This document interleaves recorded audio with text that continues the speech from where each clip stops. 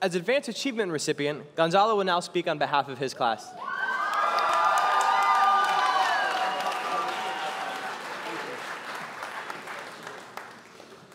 Okay.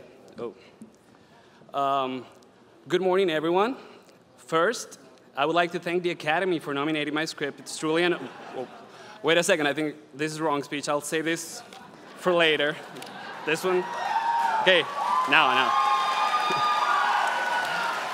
Okay, no, in all seriousness, when I found out that I was giving the speech on behalf of my graduating class, I felt both humbled and honored, especially because I know that each and every one of my classmates could very well be standing here giving this speech, because they are all amazing writers, so this is truly a privilege. I am Gonzalo Ravelo, just in case you didn't read the letters behind me, and I'm originally from Venezuela. I moved here, I moved here to Winter Park just 2 weeks before I started this program, and honestly, I couldn't have asked for a better group to share the classrooms with than my fellow classmates. If I had to start this journey all over again, I would only do it with you. Seriously, meeting you guys was a blessing and also a relief. You have no idea how good it felt to know that I wasn't the only one crazy.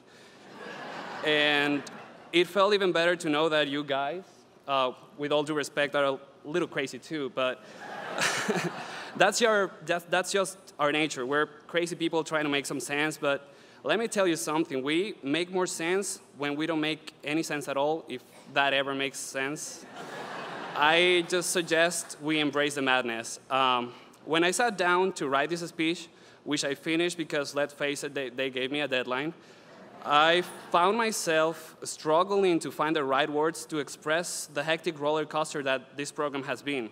2 years packed with knowledge and lessons that made us not only stronger writers, but also better persons in general. It's just too much to express in a 3-minute speech. That's why I'll make it a little longer, sorry. I wanted to begin my speech with a definition of writing, or even better, by explaining our audience the reasons why we choose to write.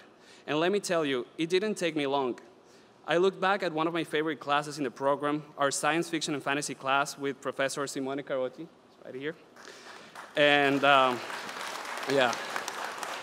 and I found the answer. During our very first lecture, you said that the reason why we write is to lend our voices to those who don't have a voice anymore. Thankfully, that day, our classroom was really dark, and you couldn't see much because I shed a tear when I heard that. In that moment, you summarized the reason why I chose to leave a career as an engineer in Venezuela, get into a plane, and move to a place 1,558 miles away from home. I have no regrets. Once here, I met all kinds of different and artistic people. Full Sail is, after all, a vibrant heart that pumps creative juices for Orlando and the rest of the world.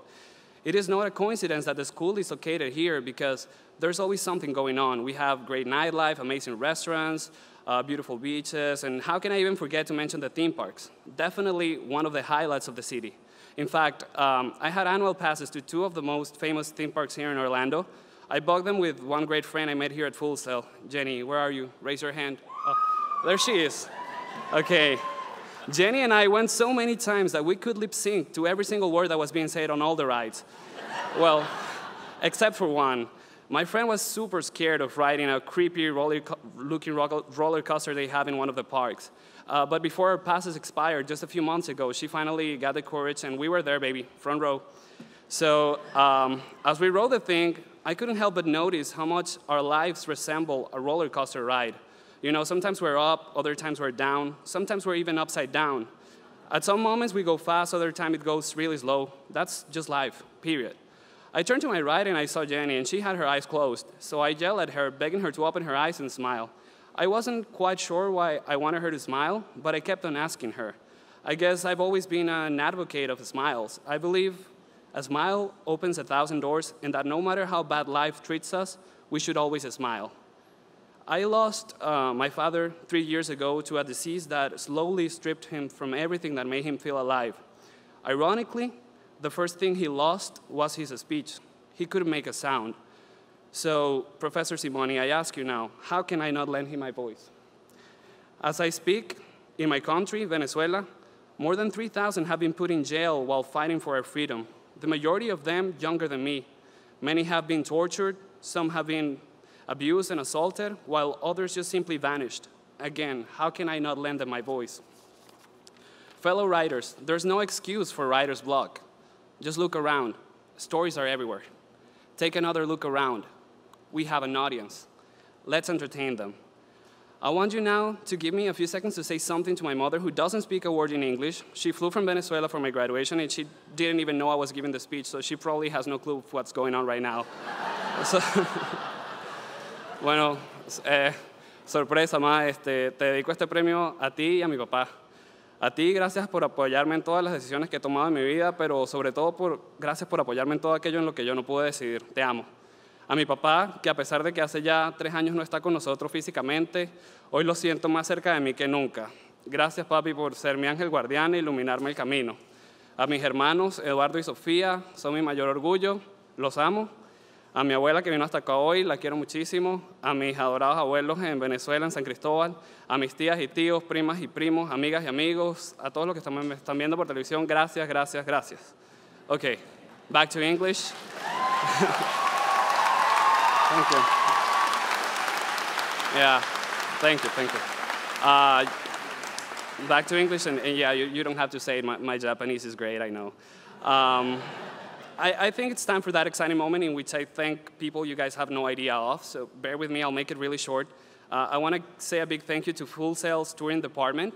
It's been a pleasure working with you guys, Jim, Andy, Callie, Callan, Victoria, Drew, oh God, Nicole, and I know I forgot someone else. I love you.